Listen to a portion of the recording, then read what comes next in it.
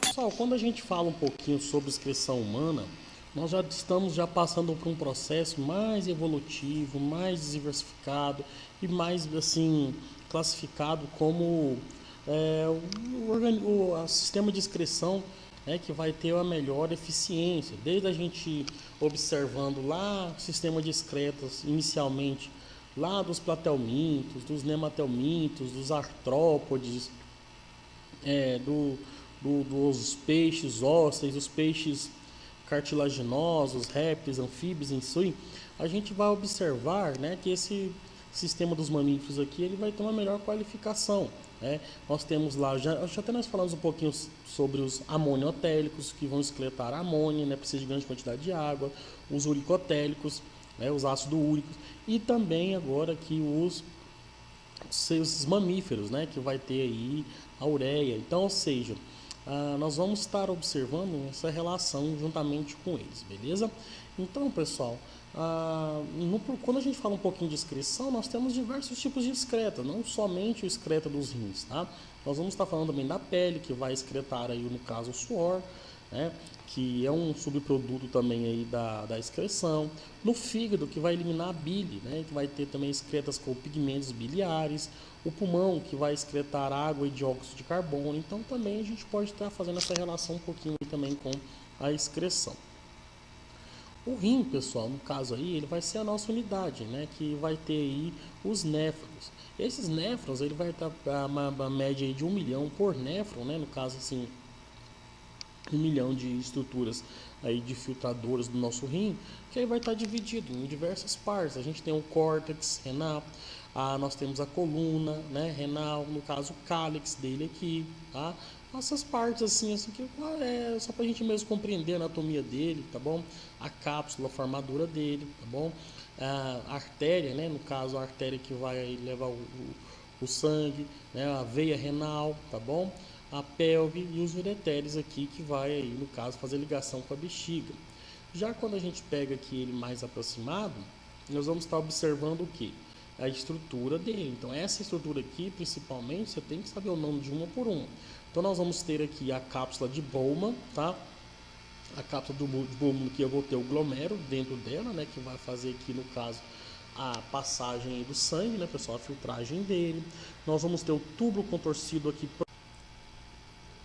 Temos aqui artérias e veias, no caso aqui que vai estar ligado aqui a alça de Henle e o tubo contorcido distal, que vai se ligar aí nos ductos coletores que vão coletar esse excreta para ser liberado ali nos ureteres, tá bom, pessoal? Então, ou seja, é importante eu saber cada nominho desse aí, muito importante. Então, lembrando aí, cápsula de Bowman, glomero, tubo contorcido proximal, artéria, no caso alça de Henle, tubo contorcido distal e ducto coletor. Quando a gente fala também um pouco nesse processo, a gente tem que analisar ele por um todo, tá?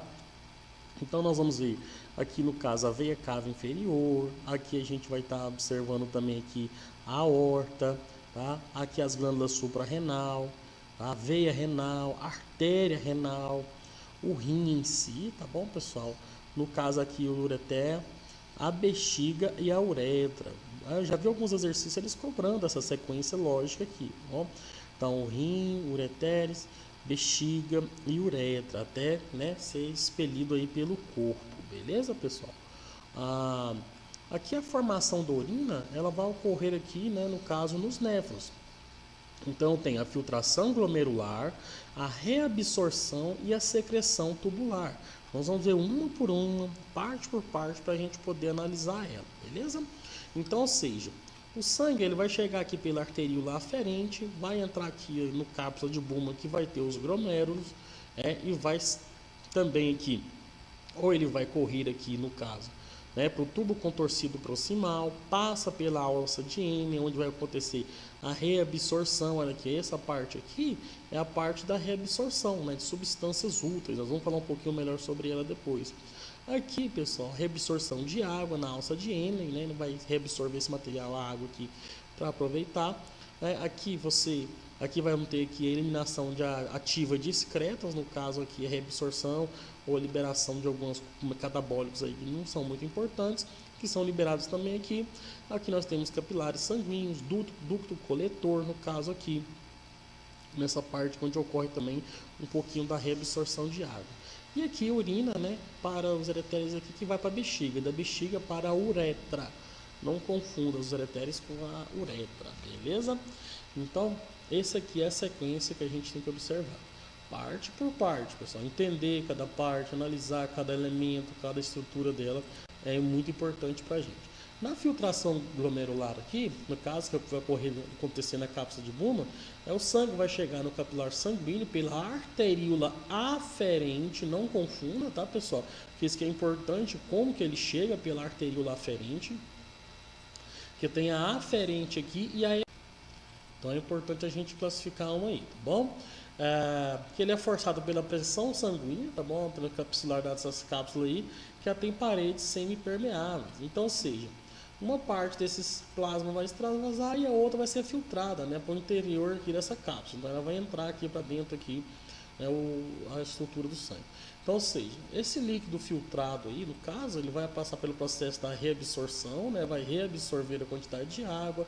Aqui vai ser a secreção de metabólicos, que vai ser eliminado também na urina, tá? E organizando aí o processo ainda de filtração glomerular, beleza? Vamos continuando aí. Na reabsorção, observa que a gente tem várias vênulas renais, né, capilares aí no caso aqui, que vai reabsorver, pessoal. Essa material vai ser reabsorvido. Então, ou seja, ao longo dessa parte aqui do tubo contorcido proximal da alça de N, nós vamos ter essa parte aí da absorção, tá bom? Nos casos aí, até atingir o ducto coletor aí no caso. Bom, então, ou seja, a água, substâncias, né, no caso aí vai ser absorvida. Por quê? Por que jogar elas fora? Elas sendo que elas podem ser absorvidas, né? Então, ou seja, é importante não perder tanta água nesse processo aí. Também nesse processo aqui, pessoal, né, no substância aqui né, pode ser organizado, no caso ela pode se absorver, né, para evitar perder, por exemplo, água, sais minerais, substâncias alimentares, que entram nesse processo também. Então, ou seja, isso tudo pode ser reabsorvido aqui na parte do tubo, tá bom? Então, ou seja, esse material ele pode ser, no caso, reabsorvido aí através de um gradiente de concentração básica também, lembra lá? Né? Do material no caso de menor concentração para a parte onde ele tem mais concentração, ou seja, no caso, contra o gradiente de concentração, se ele vai contra o gradiente de concentração, eu posso falar que ele acontece de forma ativa, né? Então, ou seja, aí vai para o interior do capilar sanguíneo, tá bom? Então, ou seja, relacionando aí esse processo de reabsorção. Aqui dá para a gente observar, né? Chega pela arteríola aferente, pela pressão sanguínea que é feito o processo de filtração, tá? E aqui ele vai aqui fazer o processo de reabsorção desse material. No caso, o hormônio que atua aqui sobre o rim, pessoal, é o antidiurético, o ADH. Bom, então, ou seja, ele faz aumentar a permeabilidade dessa membrana. Então, ele aumenta a reabsorção da água. Então, quando tem ausência desse ADH, ela torna-se impermeável. Então, a água, né, no caso aqui, ela vai ser eliminada na urina. Então, pessoas, por exemplo, quando ingere o consumo de bebida alcoólica aqui, ele vai aumentar o volume da urina. Não sei se você já percebeu em alguma festa, em algum lugar, a pessoa quando ela bebe álcool, geralmente ela começa no banheiro toda hora, porque ela aumenta, no caso aí, a produção de urina, né, em função aí, no caso, supressão aí do hormônio ADH, tá bom? Então, o que ele faz aí no caso? Ele controla aí a absorção de água ali nessa parte do tubo contorcido dele aí, tá bom? Para poder absorver mais material ou liberar. Então ele vai fazer esse controle, tá bom, pessoal? Secreção tubular. Nessa parte da secreção aqui, pessoal, já é o processo aí que o néfron faz para eliminar substâncias indesejáveis, tá bom?